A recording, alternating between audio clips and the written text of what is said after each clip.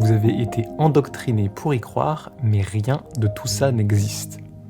Avant de vous montrer pourquoi, voyons d'abord comment on en est arrivé là.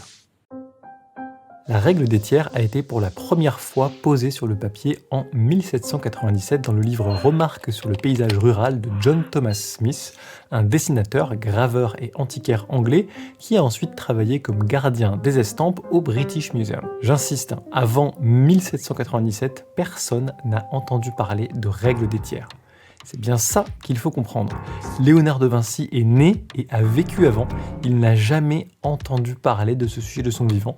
Comme tous les peintres de la Renaissance d'ailleurs, on y reviendra. Dans son livre donc, en étendant le raisonnement que Sir Joshua Reynolds, un autre peintre anglais, avait appliqué aux couleurs et non aux proportions de l'image, Smith écrit « De manière analogue à cette règle des tiers, j'ai présumé penser que, dans le cadre de la connexion ou de la rupture des différentes lignes d'une image, ce serait également une bonne règle de le faire, en général, dans des proportions similaires.